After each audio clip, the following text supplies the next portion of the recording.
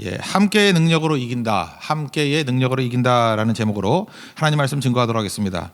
전도서 그러면은 제일 먼저 생각나는 게 1장 2절이죠. 헛됨. 헛되고 헛되니 모든 것이 헛되도다. 뭐 5번이나 나오잖아요. 근데 이게 단순하게 헛됨이라는 것이 처음에는 허무하다. 또 헛되다는 것은 염세적이다. 이렇게 전제를 가지고 나아갑니다. 근데 조금 이게 4장까지 이제 나가다 보면은 약간 감을 잡지요. 아, 이게 단순하게 이게 허무, 염세적인 거 뭐 이런 것만은 아닌 것 같다. 조금 더 적극적인 개념이 있는 것 같다. 이런 생각이 있지 않습니까? 어떤 한 부분을 완전히 무너뜨림으로 말미암아 이게 아니고 이거다라고 하는 그런 접근이라는 느낌이 좀 있지요. 1장을 한번 보세요. 1장에서 제일 중요한 개념이 뭐였어요? 해 아래. 해 아래는 뭐죠? 세상의 논리예요. 하나님이 배제된 세상의 논리. 하나님 없다고 생각하고 논의를 해보는 거예요. 그랬더니 허무해졌죠. 헛되졌죠. 그럼 뒤집어 얘기하면 뭐예요? 해 아래가 있으니까 해 위가 있을 것이다. 하나님이 전제된, 하나님이 존재하는, 임재하는 것을 전제한 인생은 헛되지 않다, 그 얘기잖아요. 2장을 한번 가보세요. 2장에서 강조점이 뭐였어요? 내가 뭐라고, 내가 뭐하고. 그 2장의 가장 중요한 내용이에요. 그러니까 자기 중심으로 살았을 때는 특징이 뭐예요? 헛되죠. 허무하죠. 그거 맞다라는 거예요. 그 뒤집어 얘기하면 뭐죠? 자기 중심성이 깨지면은, 다시 말해서 하나님 중심이 되면은 헛되지 않겠죠. 그런 것들이 그 메시지 속에 숨겨져 있다는 거예요. 그러니까 어제 살폈던 3장 내용이 뭐였죠? 때잖아, 때. 우리는 전부 다 자기 때, 자기 시간을 가지고 살아가잖아요. 왜 내 타이밍에 뭐 안 이루어지나? 왜 기도할 때 응답이 없나? 그래서 우리는 전부 다 자기 때, 자기 시간에 초점을 가지고 살아간다고요. 그 안 맞습니까? 안 맞습니까? 안 맞죠? 헛되다는 거예요. 그럼 뒤집어서 성경은 명확히 말하잖아요. 모든 일에는 때가 있는데 무슨 때요? 하나님의 때가 있다. 그러니까 하나님의 때를 수용하면서 내 때를 부정하고 하나님의 때를 수용하면서 하나님의 때에 맞춰 살아가면 오히려 인생은 아름답다. 이게 메시지잖아요. 점점 선명해지기 시작한다라는 것입니다. 그러므로 이 전도서는 이게 부정적인 얘기가 아니에요. 그러니까 자기중심적으로 세상 논리로 살아가면 이렇게 무너진다. 무너진 자리에서 우리가 배울 수 있는 게 뭐죠? 이제까지 이 에고가 집착했던 것들, 애착했던 것들을 내려놓으라는 거예요. 힘 빼라는 거예요. 내려놓으라. 그러면 오히려 오늘을 살아갈 힘을 얻을 수 있다라고 하는 적극적인 메시지가 될 수도 있다라는 것입니다. 그래서 많은 사람들이요, 이게 깊이를 알고 보면 전도서에서 오히려 적극적인 메시지를 발견합니다. 오늘을 이 선물로 받아들이고, 그죠? 이게 허무한, 이건 솔로몬 네가 다 했으니까 난 이렇게 안 살 거야. 그 하나님 해 위에서 하나님 중심적으로 적극적으로 내게 주신 사명 이름을 살아갈 거야라고 하는 것들을 오히려 발견할 수 있다라는 것입니다. 오늘 여러분 그런 눈이 한 4장쯤에서는 좀 띄어지는 그런 축복이 임하기를 바랍니다. 그래서 4장에서 이게 좀 선명해져요. 이제 눈앞에 보이는 부조리 문제 3가지를 1절부터 8절까지 먼저 살피거든요. 그게 뭐냐 하면은 첫째, 학대가 있는 거. 그리고 누가 잘 되는 거 못 보는 시기심이 있는 거. 그 세 번째, 뭐 목적도 없이 그냥 부단히 노동만 하다가 속된 말로 삽질하다 죽는 인생. 왜 저러고 사는지 모르겠어. 뭐 이런 부조리들. 그러니까 부조리와 모순을 깨며 살라라는 것입니다. 1절에 보니까 다시라는 말이 나오잖아요. 돌이켜 본다. 그런 거 뭐예요? 성찰의 눈으로. 그러니까 뭘 볼 때 대충 보는 거야. 사랑이 있을 거라, 이게 영성이 있으면 좀 깊이 보잖아요. 그때 그 다시라는 뜻이에요. 학대받는 자가 보입니다. 왕이잖아요. 왕인데 받는 자가 보이는 거예요. 이거 보통 눈이 아니죠. 그렇잖아요. 왕은 뭐 되게 옆에서 딸랑딸랑하고 아부하는 사람들만 보이는데 그가 학대하는 자를 보는 거예요. 그 보통 눈이 아닙니다. 하나님의 눈이죠. 성찰의 눈이죠. 그들의 눈물을 봤다. 우리 인생도 마찬가지 아닙니까? 어떤 사람을 이렇게 만날 때 피상적으로 만날 때가 있죠. 만났어요. 뭐 인사하죠. 잘 지내세요? 그러면 예, 잘 지냅니다. 그럼 그걸 액면 그대로 받아들여요. 잘 지내는가 봐. 진짜 그렇습니까? 근데 깊이가 있는 사람, 특별히 좀 이렇게 사랑이 있는 사람끼리 보면은 잘 지냅니다라고 말하는데 얼굴이 쓸쓸해 보여요. 어두움이 있어요. 그러면 우리가 뭘 보죠? 저기 잘 지내는 거라고 받아들이지 않죠. 뭔가 문제가 있구나. 그리고 살피고 돌보려고 그러지 않습니까? 겉으로 보는 걸 뭐라 그래요? 사이트라 그러죠. 본다. 근데 깊이 있는 걸 뭐라, 통찰, 인사이트. 그 요셉도 그랬잖아요. 감옥 안에서 사람들의 근심빛, 얼굴에 근심빛을 봤다 그러잖아요. 인사이트죠. 그 속에 있는 것들을 볼 줄 아는 거. 그것을 보고 말로는 잘 지낸다 그러지만 그들의 눈물을 보는 거죠. 아픔을 보는 거죠. 그때마다 우리가 하나됨을 느끼지 않습니까? 야, 이게 사랑이구나. 하나님이 그렇잖아요. 우리가 뭐라 그러든 간에 우리 속을 보시잖아요. 우리의 사정을 아시잖아요. 그러니까 우리에게 필요한 게 뭐예요? 위로자죠. 위로자. 그래서 학대가 있다. 이 반대말이 뭐예요? 위로가 필요하다. 그런 얘기입니다. 그래서 먼저 우리가 세상 속에서 위로자가 필요하죠. 우리 신약성경에 오면은 그 성령을 보혜사라고 그러는데, 보혜사 파라클레토스 뭐 여러 번 들어봤죠. 그거 번역 뭐로 주로 많이 해요? 그 위로자로 번역을 많이 한다고. 위로자 되신다고. 그러니까 우리가 위로가 필요합니다. 하나님의 위로가 필요합니다. 어떤 사람 말장난 하더라고요. 위로는 어디서 오느냐? 위로부터 온다. 말장난인데 뭐 재미는 없어요, 그죠? 하여튼 위로는 위로부터 온다. 그래서 고린도후서 1장이 위로장이잖아요. 그 위로장 1장 그 3절에 뭐라고 되어 있습니까? 예수 그리스도의 하나님이시요, 자비의 아버지시요, 그 다음에 모든 위로의 하나님이시다. 그분이 온갖 이 사망 같은 내 상황에 놓였을 때도 그 위로자가 오시면 나를 건져 주신다. 그래서 내 상황이 학대받는 상황인데 여기서 머무르지 말고 하나님 찾으면 위로 살아가면 위로자를 발견할 수 있다 그거예요. 여러분 이제 학대당한다고 생각하시는 분 있습니까? 위로자 대신 우리 하나님 바라보고 다시 일어설 수 있는 믿음의 종 되기를 바랍니다. 근데 이게 적극적인 메시지가 있어요. 그럼 우리도 위로자가 돼야 된다. 그런 메시지가 있겠죠. 위로자가 돼야 된다. 그러니까 우리도 알게 모르게 내가 학대자가 될 수 있거든요. 모르고 그럴 수도 있어요. 원래 힘이라는 게, 권력이라는 게 그런 거거든요. 내가 결정했는데 상대는 눈물을 흘리고 있어요. 그 피눈물을 모르는 거죠. 말 안 하면. 말해야 또 안 와? 인간이 그 한계가 있잖아요. 그러니까 우리가 해야 될 일은 뭐냐 하면 위로자가 되어 줘야 된다. 그러니까 뭐예요? 위로자가 되기 위해서는 사이트로는 안 되고 인사이트가 있어야 된다는 거예요. 사도행전 3장을 보면은 그 성전 미문에 앉아 있는 그 안진뱅이 있죠. 보통 때 사람들이 저 사람은 남에서부터 안진뱅이니까 저게 운명이야. 날마다 구걸하니까 저거는 풍경이야. 똑같은 풍경이잖아요. 거기 가면 그 사람이 있는 거니까. 그런데 구시에 기도하러 올라가던 베드로와 요한, 특별히 베드로는 다른 시각을 갖잖아요. 인사이트죠. 맨날 쳐다봤어요. 근데 이제 다른 게 보인 거예요. 하나님의 위로의 마음으로 보는 거예요. 주목하여 봤죠. 다시 봤다는 얘기 아니에요? 그러고 난 다음에 뭐래요? 무엇을 주길 원하느냐 그랬대. 그 사람은 겉으로는 돈 달라 그러잖아요. 그죠? 근데 뭘 봤어요? 인사이트. 진짜 필요를 봤죠. 은과 금은 내게 없지만 내게 있는 것, 예수 그리스도 이름의 능력이 있다. 일어나 걸으라. 그랬더니 힘을 얻고 일어서지 않았습니까? 그가 멈춰서 말씀을 증거할 때 사건이 벌어지잖아요. 이게 위로예요. 우리가 한 사람이 하나님 앞에서 사도행전 3장에 있는 베드로 같은 그 역할을 하기를 원한다는 것입니다.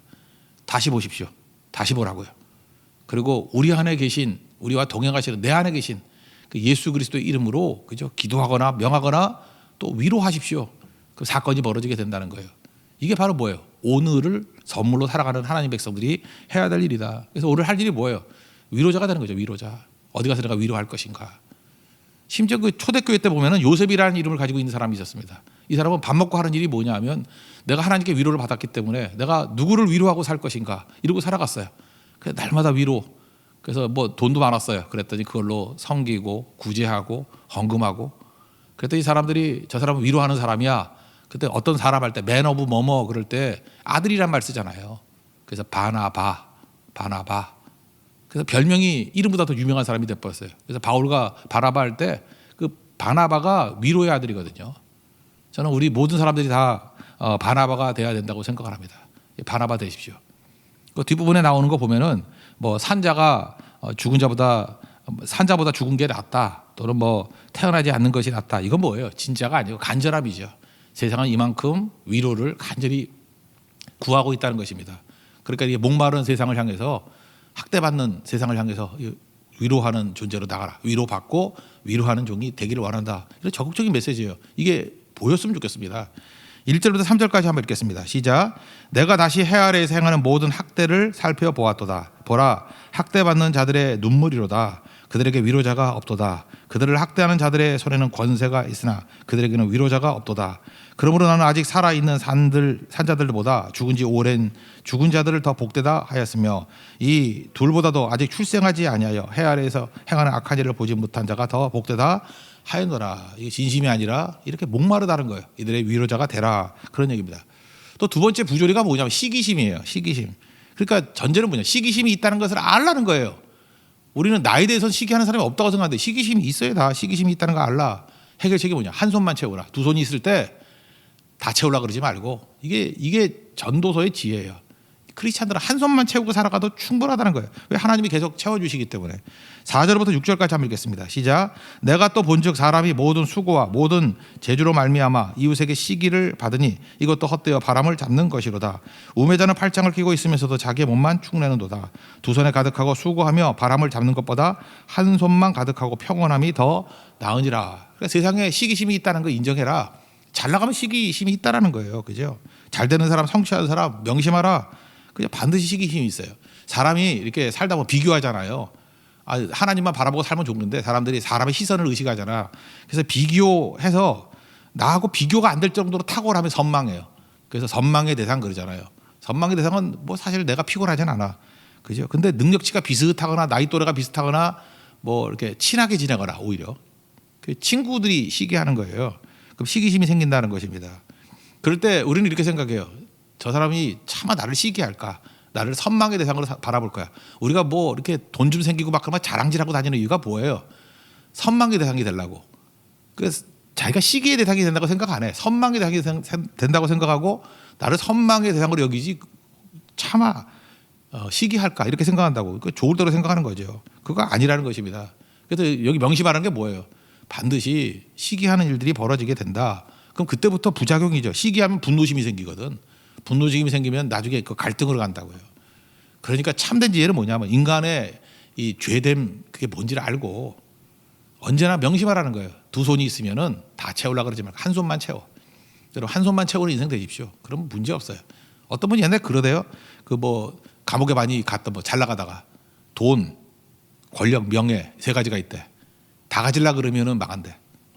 돈, 권력, 명예. 그러니까 예를 들어서 이제 정치를 하는 사람이 막 있어요. 그죠? 정치를 잘해서 탁월해졌어. 그럼 돈하고 명예까지는 얻지만 돈까지 가지면 감옥 가요. 그 돈이 있어요. 뭐 재벌이 있어요. 돈 많이 있고. 그러면 또 뭐 훌륭하다고 해서 알려져. 명예도 있잖아요. 괜히 나와가지고 뭐 권력까지 가지려 그러면 그래도 망해요. 뭐 여러 번 보잖아요. 그런 거. 그래서 항상 그러죠. 이 사람은 완벽한 사람이야. 그런 순간 끝나는 게 그게 교만이거든요. 언제나 잊지 마시고 한 손만 채워라. 그 최인호의 그 상도 맨날 봤잖아요. 드라마로도 나오고. 개영배 개념 70% 차면 쏟아져 버리는 거. 그때 뭐 거기 무슨 그 뭐 감사가 되나 뭐 무슨 그런 거 하잖아요. 벼슬 받잖아요. 벼슬 순조로부터. 근데 나중에 포기해 버리잖아요. 임상옥이 그런 게 되게 필요한 거죠. 이게 몸으로 배우는 지혜일 수도 있다는 것입니다. 그래서 성경은 우리에게 명확하게 말하고 있다라는 거예요. 그럼 적극적으로 나도 시기할 수 있잖아요.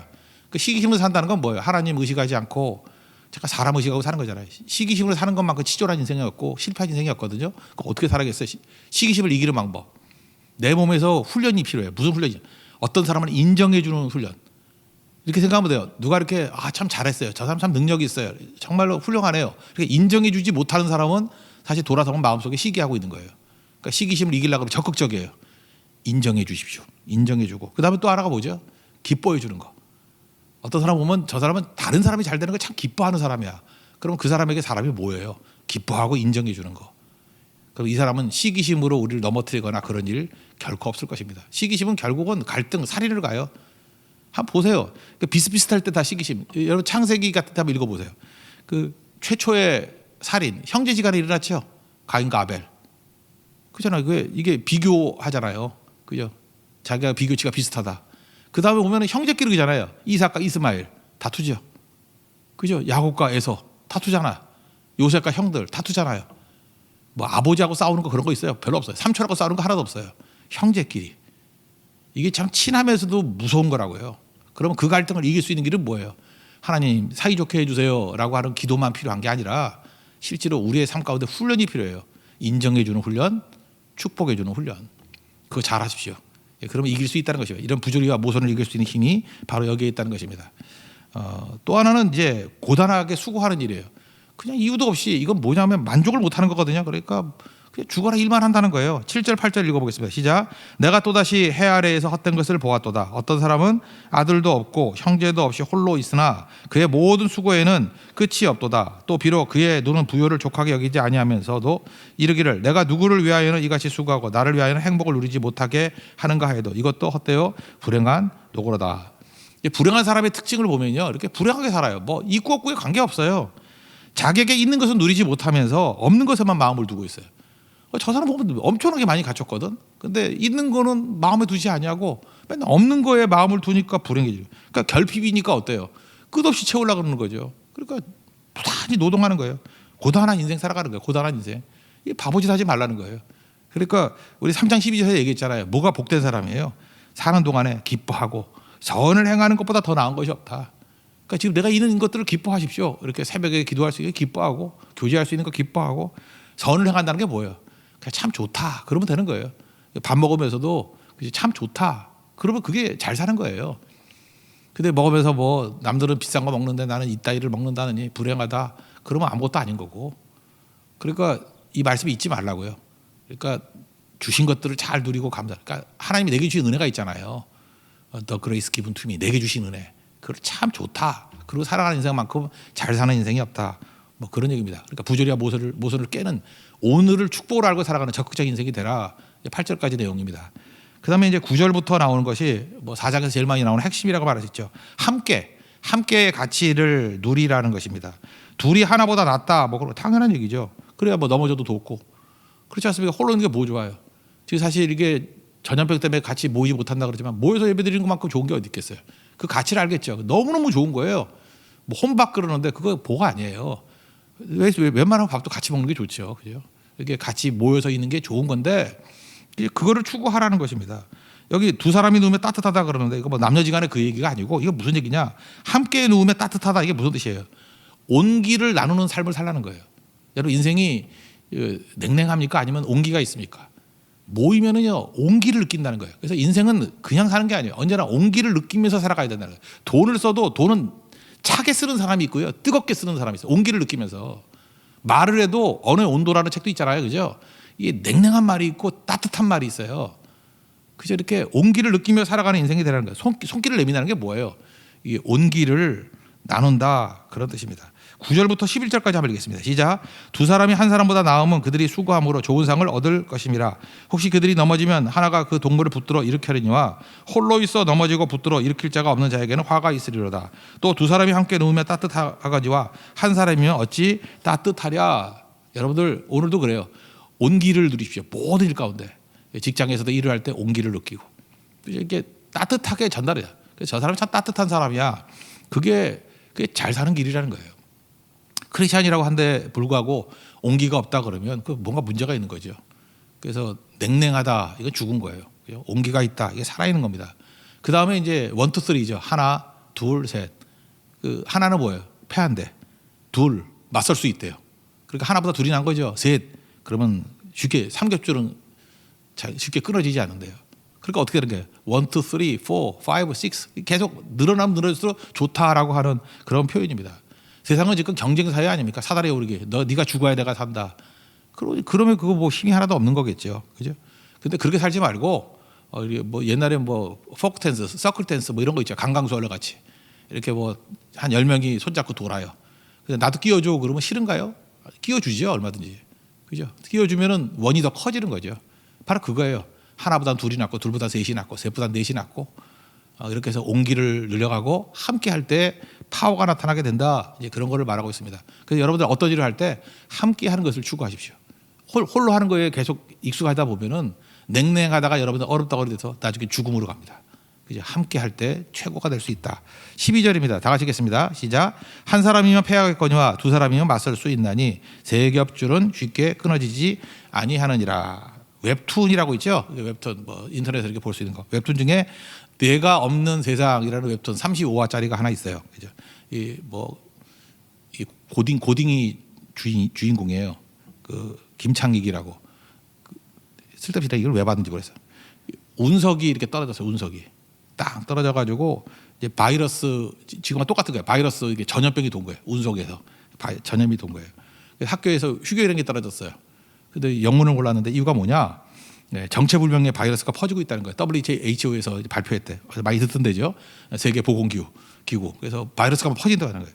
근데 이 바이러스의 특징이 뭐냐? 감염되면은 너라는 개념이 사라지는 거예요. 너라는 개념이 사라지는 거예요. 자, 의미가 있죠. 너. 그래서 이게 감염이 돼버리면 너라는 개념이 사라져버리는 자기밖에 모르는 감염자들은 자기밖에 모르는 거예요. 그러니까 세상이 나밖에 모르니까 이기적이니까 그 지옥 난장판이 돼버리겠죠. 그런 바이러스예요. 너를 잊게 만드는 바이러스. 그래서 뭐 백신이 뭐 지금과 똑같아요. 그죠? 백신 또 치료제 만들려고 난리를 치는데 이게 잘 안 되는 거예요. 근데 이게 치료되기 시작한 게 언제냐 이런 거예요. 이게 감염된 사람들이 막 돌아다니다가 미친 듯이 돌아다니다가 너를 잊어버렸으니까 이게 깨진 유리에 발이 베고 피도 막 흐르고 그래요. 근데 감염된 사람도 있지만 감염 안 된 사람이 있잖아요. 감염 안 된 사람 중에 몇 사람이 와가지고 그 피 흘리는 발에 이렇게 내가 도와줄까요? 그래요. 내가 치료해 드릴게요. 그리고 난 다음에 뭐라 그러냐면 우리 감염된 사람은 너를 모르죠. 근데 감염 안 된 사람은 알잖아요. 그러니까 우리가 그죠? 치료해 드릴까요? 우리가. 그래서 너를 잊은 사람, 너라는 개념을 잊어버린 사람에게 이 감염 안 된 사람이 와가지고 우리라는 개념을 주기 시작해요. 그래서 협동과 화합이 이루어지고, 그래서 너라는 개념이 사라진 사람들을 건져내고 치유되더라, 뭐 그런 얘기예요. 그러니까 말하니까 되게 썰렁하네. 근데 내용 보면 재밌어요. 내가 전달 잘못하는 건가? 하여튼 상당히 이거보다 훨씬 더 감동이 있어요. 예, 그런 내용이에요. 그러니까 무슨 얘기예요? 함께의 능력으로 이긴다, 그런 얘기죠. 우리도 마찬가지입니다. 세상이 냉랭하다 그래요. 냉랭한 그 지적질하고 너 이렇게 냉랭해. 너 크리스찬이 왜 그래? 그럴 수도 있죠. 근데 원래 차고 이렇게 냉랭한 사람들, 온기 있는 사람 뭐 가가지고 이렇게 부대끼면 옛날에 막 추울 때 이불 속에 뭐 친구들하고 같이 들어가서 이렇게 들으면 같이 따뜻해지잖아요. 그죠? 뭐 썬다싱 얘기 알잖아요. 뭐 그 어디요? 히말라야에서 뭐 다 죽어가고 있는데 버리고 간 사람은 얼어 죽었고 뭐 얻고 간 사람은 같이 땀 흘려서 살았다면 같이 온기가 전달되는 거. 그거 똑같다라는 거예요. 그죠? 저는 그 내가 없는 세상, 이게 주는 메시지 참 강력하다고 생각을 합니다. 그죠? 너를 잃어버릴 때 냉랭해진다는 거예요. 다시 우리가 회복이 될 때 온기가 살게 되더라. 뭐 그런 얘기죠. 우리 오늘 전도서가 말하는 게 그런 겁니다. 이 메시지 잊지 말고 이걸 실제로 삶 속에서 온기를 보여줄 수 있는 우리 생명의 종 되기를 바랍니다. 그다음 마지막 하나 나오는 게 뭐냐면 이제 늙고 둔한 왕과 가난하고 지혜로운 젊은이를 대비시키고 있어요. 이게 이제 히브리 신문서에서 제일 많이 나오는 건데 대비시키는 거예요. 둔하다는 것은 뭐냐면 직언을 듣지 않는다, 그런 뜻이에요. 그러니까 이스라엘에는 우리 조선시대가 비슷한 것 같아요. 왕이 있잖아요. 왕은 그 질서를 책임지는 거죠. 현실 질서를 책임지는 사람. 그 왕 옆에 누가 있어요? 선지자가 있어요. 선지자는 현실이 중요한 게 아니에요. 비전과 하나님 말씀이에요. 그죠? 그래서 선지자는 직언을 하잖아요. 직언. 근데 좋은 왕은 어떤 거냐? 현실 질서를 잘 이끌어가면서 선지자들을 놔둬야 돼요. 선지자들을 놔두면서 선지자의 직언을 들어야 돼요. 그 팽팽한 균형이죠. 그럴 때 최고가 된다는 거죠. 사울왕은 그걸 못했어요. 사울왕 주변에는 선지자가 있어요, 없어요? 없어요. 다 죽여버려서. 그러니까 나중에는 엔돌의 무당이나 찾아가고, 그러니까 마갈놈이라는 거예요. 그래서 사울이 악한 왕이라는 거에 대표적인 게 뭐냐면 직언할 수 있는, 하나님 말씀을 전할 수 있는 선지자가 없는 왕이다. 그런 게 무슨 왕이냐, 그런 얘기죠. 다윗은 어때요? 한 선지자가 있어요. 범죄하고 난 다음에 나단 선지자의 지적을 듣잖아요. 회개하잖아요. 그래서 현실 질서를 지키는 왕인데 직언할 수 있는 선지자가 여럿 있더라. 나단, 갓, 뭐 여러 사람들이 있더라. 그게 필요한 거죠. 이런 균형. 저는 이게 지금 우리 사회 같으면 이제 보수와 진보가 함께 가야 된다, 뭐 이런 거하고 똑같은 것 같아요. 그죠? 한쪽이 너무 커져 버리면 망해요. 그래서 이게 적당한 균형, 이게 되게 또 중요하다라는 것입니다. 이거를 깨우쳐야죠. 조선시대 때가 그랬죠. 조선시대 왕권이 있었습니다. 왕이 있었는데 왕이 혼자만 하는 게 아니고요. 그 다음에 이 견제 세력이 있었어요. 그걸 이제 삼사라 그러나 삼사의 그 관원들이 있었죠. 그래서 이걸 또 견제하는 거예요. 견제하면서 이제 살게 만드는 거죠. 삼사 기억하시나요? 삼사가 뭐가 있죠? 사원부, 사관원, 홍문관. 그 사원부가 하는 일을 감찰하는 거니까 지금 우리하고 비슷한 게 뭐죠? 뭐 맨날 신문에 나오는 검찰가 잡아가고 막 하는 거. 그 사원부거든요. 사원부. 사관원은 뭐 하는 거냐 하면 이렇게 문서로 그죠? 이렇게 조사해서 올리는 거. 그러니까 감사원하고 좀 비슷한 것 같아. 그죠? 그래서 검찰이 있고 감사원 있고 사원부, 사관원. 홍문관은 뭐냐 하면은 문필로 한다 그러니까 언론하고 좀 비슷한 것 같아. 언론하고. 그래서 왕이 자기 이렇게 딸랑이들이 좋잖아요. 그죠? 근데 반대하는 사람들이 있는 거예요. 그게 삼사예요, 삼사. 보통 양사라 그러죠. 사원부하고 사관원이라 그러는데. 근데 이제 가끔마다 보면 이제 재밌는 게 상소 올리잖아요. 맨날 뭐 전하 그러시면 아니되옵니다. 맨날 이러면서. 근데 제일 중요한 게 지부상소라 그래서 도끼 메고 가는 거예요. 그거 아세요? 이 말 안 들으면 도끼리 찍어놔 그런 거예요. 지부상소. 그래서 맨날 한 건 아닌데 뭐 허고 날 그랬어요. 그래서 사실은 제일 좋은 그 태평성대가 이뤘을 때는 뭐냐면 3, 4 기능이 살아 있을 때예요. 그거 없을 때가 뭐 이제 문제가 되는 거죠, 그죠? 연산군 뭐 이럴 땐 거 다 없어버렸잖아요, 그죠? 흥청망청 그거 모르세요? 그런 거 그렇게 돼버리는 거죠. 그러니까 이 균형이라는 게 되게 필요한다는 거죠. 선비정신 그리고 이러고 난 다음에 여기 지금 반대되는 두 가지가 우리 안에 있다라는 거예요. 그러니까 늙고 둔한 왕이 있고 반대로 가난하지만 지혜로운 젊은이 이렇게 양쪽의 내용들이 팽팽하게 긴장을 이뤄야 된다. 이거 인정하고 살라. 여러분도 마찬가지예요. 여러분 힘이 있는 사람이라 그러면은 이렇게 직언할 수 있는 것들을 제거하려는 충동이 있어요. 그러면 안 되고 그게 나를 살리는 길이다. 그리고 또 직언해야 될 그 자리에 있다 그러면 현실에 자꾸 들어가려고 그러면 안 돼요. 그 현실의 것을 끊어버리고 또 이렇게 말씀을 직언할 수 있는 그런 것들이 존재해야 된다. 뭐 이런 거죠. 사실은 이렇게 대적을 용서하고 품을 수 있는 여기 가난하지만 지혜로운 젊은이 같은 역전하는 인생이 있었나요? 그 남아프리카 공화국에 넬슨 만델라 같은 사람이죠. 감옥에 27년 있었잖아요. 그죠? 이렇게 흑인 차별하고 뭐 말도 안 되는 뭐 범죄 저지르고 백인들이 그러지 않았습니까? 근데 그가 대통령이 됐어요. 그럼 반드시 유혹이 있죠. 보복하고 싶은 유혹이 있죠. 복수. 근데 넬슨 만델라가 20세기 최고의 영혼이라고 말했던 이유가 뭐예요? 복수 안 하잖아요. 그가 감옥에 27년 있으면서 제일 많이 구했던 게 뭐냐? 하나님 앞에 거칠어지지 않게 해달라고 기도했대요. 그게 뭐예요? 미워하지 않게 해달라. 그러니까 미움이라는 단어도 쓰지 않았어요. 하나님 내가 거칠어지지 않게 해주세요. 이리와 싸우되 양되게 해주세요. 그거죠. 이리 싸우다가 지가 더한 이리가 돼버리면 안 되잖아요. 거칠어지지 않게. 어떻게 감옥에 27년 억울한 일, 말도 안 되는 일을 당하면서 거칠어지지 않았을까? 그럼 거칠어지지 않았어요. 그리고 나와가지고 대통령이 됐는데 보복 안 하잖아요. 그죠? 용서하잖아요. 용서 그때 얘기했죠. 용서는 왜 필요하죠? 내가 돌아가야 될 다리예요. 내가 누구를 용서하지 않으면 나도 용서받아야 되잖아. 하나님 앞에. 돌아갈 다리를 끌어버리는 오류와 똑같다. 나도 용서받아야 된다. 이제 그런 얘기죠. 거칠어지지 않는다. 잊지 마십시오. 그래서 항상 용서하고 그다음에 반대를 인정해 줄 줄 아는 그런 모습이 있어야 된다. 뭐 그런 얘기입니다.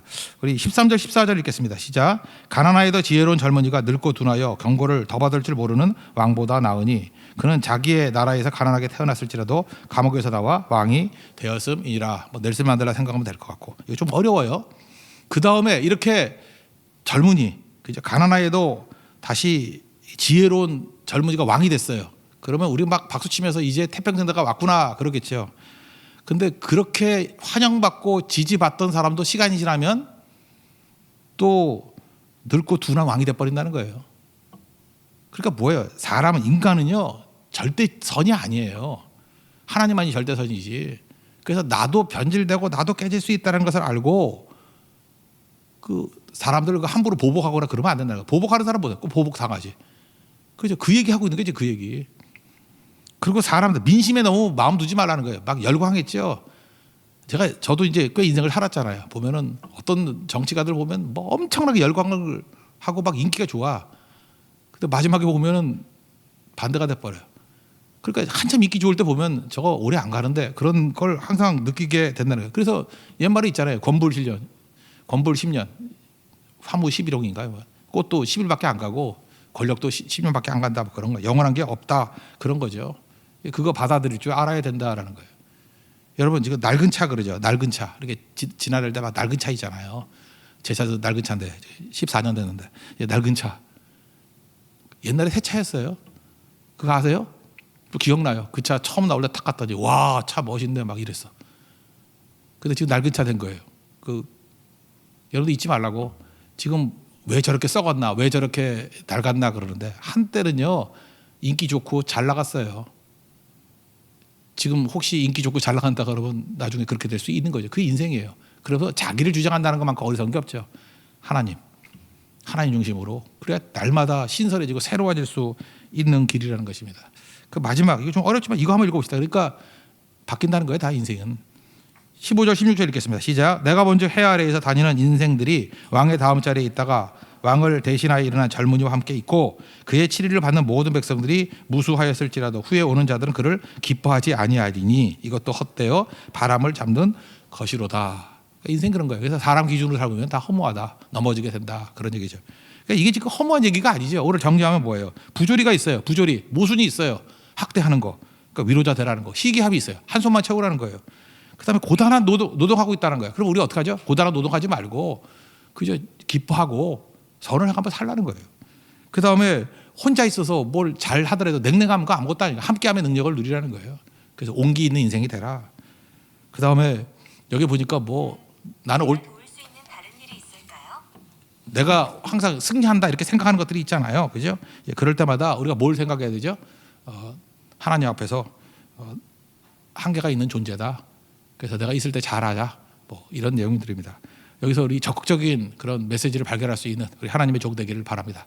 자리에 세련하겠습니다. 고단한 인생길 찬양하겠습니다.